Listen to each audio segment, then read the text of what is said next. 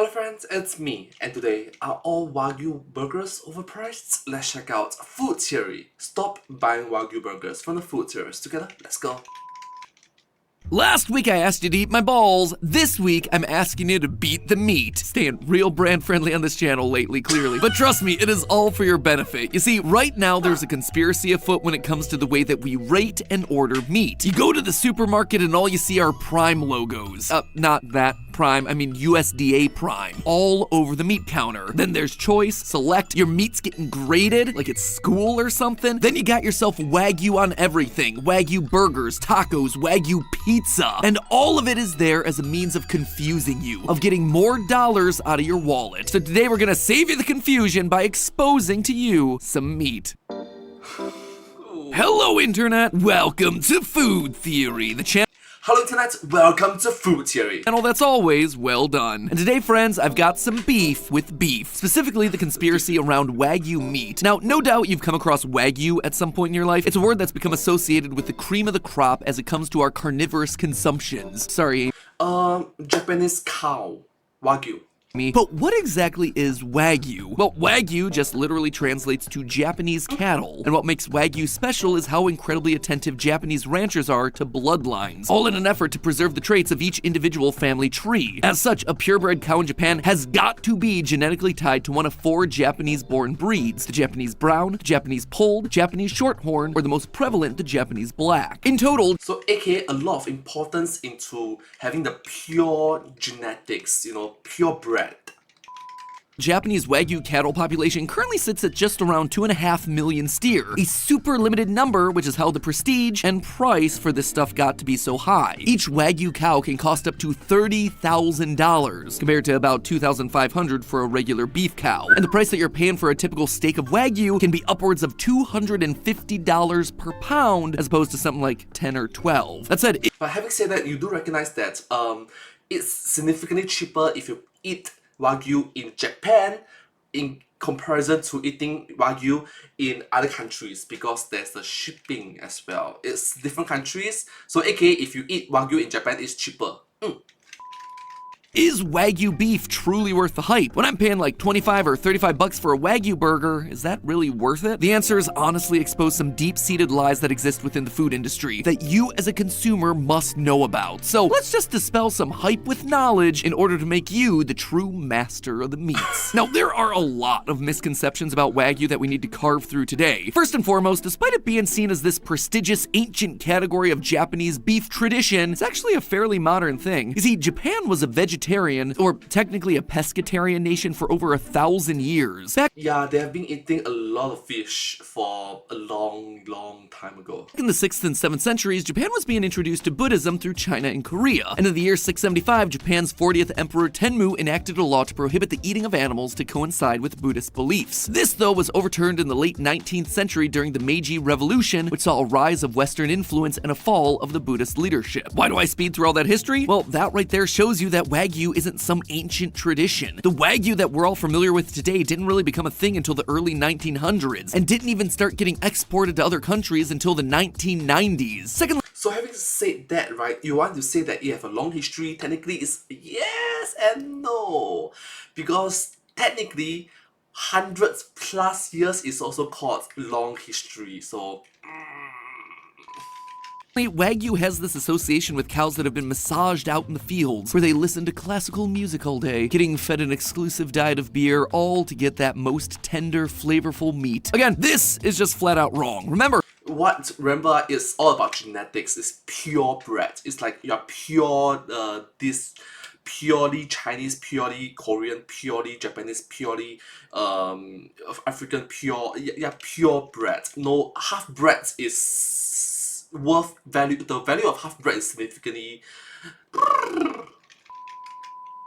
The word Wagyu just means Japanese cattle, cows from Japan. Wagyu alone is basically meaningless. What you really need to know is the meat's grade. You see, different countries have themselves different grading systems when it comes to meat. In Japan, beef is given a quality score known as the BMS, or the Beef Marbling Standard. This ranking goes from 1 to 12 based mainly on intramuscular fat. That's not just talking about the amount of fat, but how abundantly and evenly it's dispersed throughout the muscle tissue. So if you try to get 12 lah. 12 is the most expensive one. This is important because when you cook it, the fat melts and not only keeps the meat tender and juicy, but also gives it that meaty umami flavor that carnivores love. As you can imagine, the higher the score on the BMS, the more premium it's considered. In fact, anything less than a 3, not even factored in because there's no actual marbling. Here, you can actually see the visual difference in the fat levels between a 3 and a 12, the highest and the most flavorful. So once they're rated on the BMS, that quality score is then converted to a final score that's scaled from 1 to 5, kind of like a. So if you try to aim for A5, you know, the best of the best of the best. Rating curve. This new rating takes into account the quality of the meat overall, things like fat color, meat color, and the overall ribeye shape. So a cut can have itself amazing color and shape, but without the good marbling, it's getting a lower overall score. That final number of 1 to 5 is then coupled. It's cut to A, B, C. To my knowledge, A, B, C doesn't really affect us as a consumer as much because, well, A5, B5, C5 is still the same meat to us. But if you're the producer, if you are talking about money-wise, then yeah, quantity matters a lot.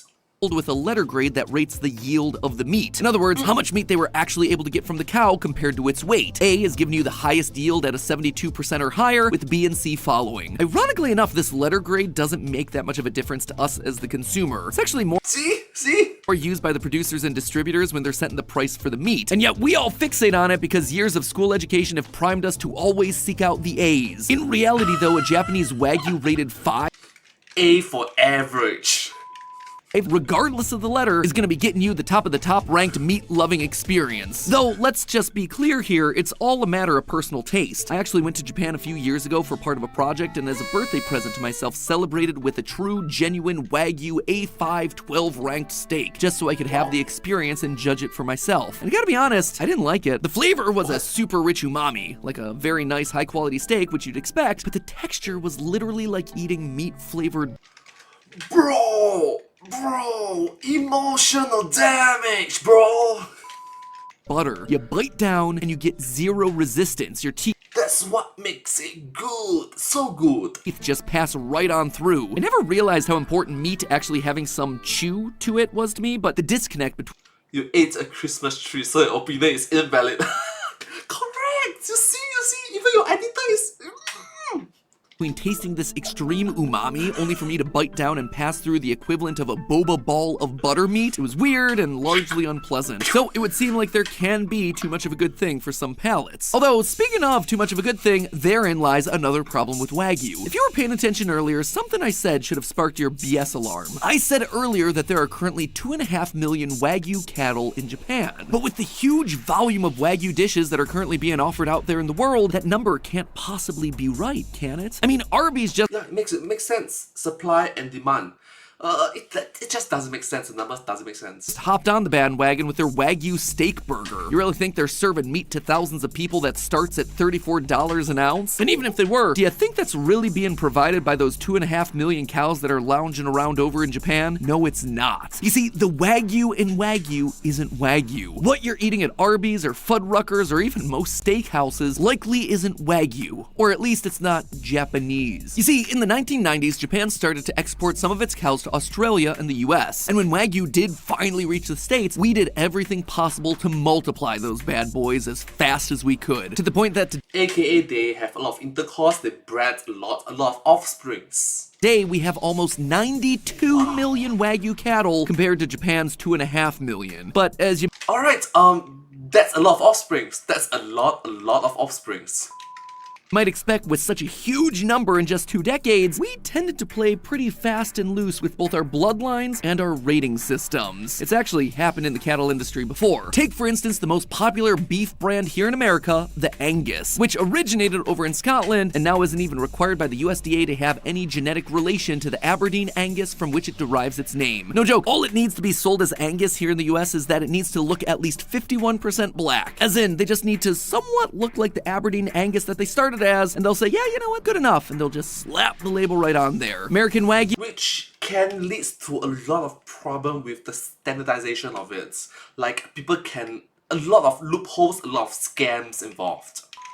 It's not that far off. While they were imported from Japan, so they're technically Wagyu, they've also been bred and crossbred here. Sure, they still use similar processes for raising and feeding each cow, so you won't find a large difference of texture between Japanese and American Wagyu, but because American Wagyu's been crossbred with other cows in a fairly unregulated way and with unspecified percentages of DNA, there is a fairly substantial difference in the flavor. Japanese Wagyu tends to be richer and fattier, meaning it's easier to eat larger quantities of the American stuff than the Japanese, and that is definitely intentional. American Wagyu is bred with Angus, so it can be meatier and can be sold in larger quantities, which translates to less fat. Australian Wagyu, because of the crossbreeding they've done with their own cows, is something of an in-between here. It's not as meaty as the American variety, but decidedly less buttery than the Japanese kind. Japanese Wagyu cows are also raised for longer, around 3 years or more compared to the US's 18 months. Again, a small difference that adds up to a largely different eating experience. But really, we're kind of arguing a moot point.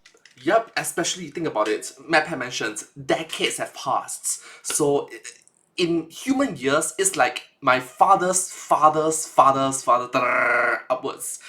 Yeah, a lot of crossbreeding, a lot of the genetics is not pure. It's not purely. Yeah, your genetics is not pure. Across all of this, because the last nail in the coffin, the thing that tells you that almost all Wagyu is a lie is the fact that restaurants don't even have to listen to regulations at all. They can call whatever beef they want Wagyu. Honestly, they can call the beef whatever they want. Case in point, a subset of Wagyu beef called Kobe. You might have heard of Kobe beef before. If Wagyu is like the Mercedes-Benz of beef, then Kobe is like the Mercedes-Benz S-Class. It is considered to be the top tier of the brand, the best of the best. It's also, fun fact, where the late great Kobe Bryant got his name. His parents saw it at their favorite restaurant and thought it sounded good. True story. Now, officially, Kobe beef can only come from the Hyogo Prefecture in Japan. In fact, to be officially labeled as Kobe in Japan, the cattle have to meet 7 separate standards when it's being slaughtered. And these 7 strict criteria.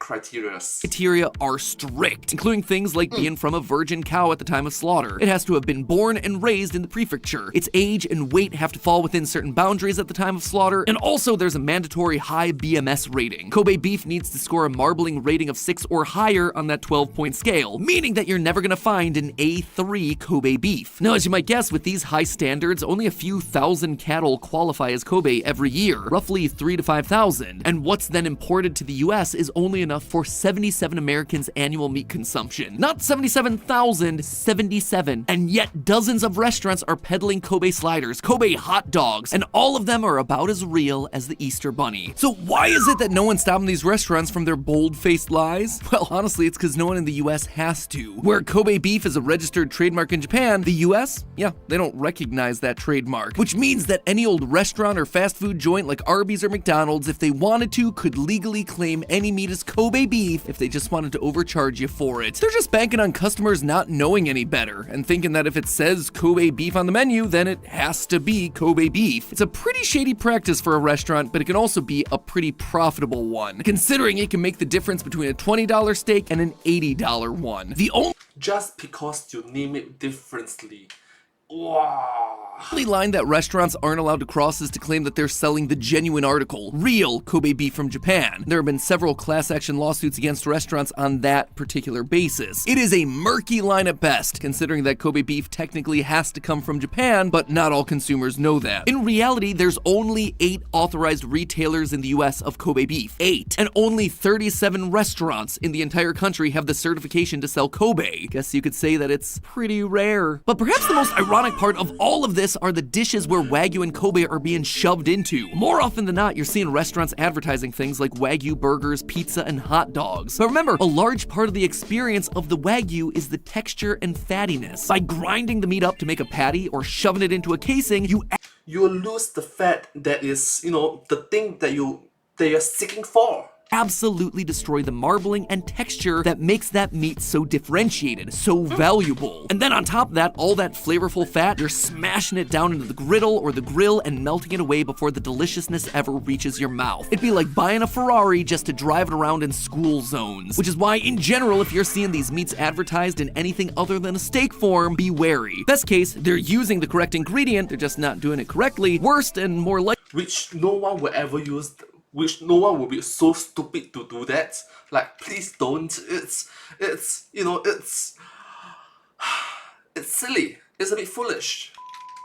Case, it means they're just using fancy terminology to upcharge you for basically the same thing. So clearly, while there is a reason why these meats have earned some ridiculously high price tags, it's all been undercut by a lack of regulation and quality control. This has led to confusion in the market and advertisers desperate to use fancy words to get you to spend a few extra bucks on their fast food burger patty. What can qualify as Kobe beef is tiny compared to the demand for it, but because of the prestigious reputation and the name instantly elevating a dish's cost, restaurants actively lie and call regular cheap beef Kobe so they can upcharge you just by using the name. So the next time you find yourself perusing a menu and find Wagyu tacos and Kobe sliders, trust me, it's not worth your time, your money, or your appetite. But hey, that's just a theory. A food theory. Bon appetit.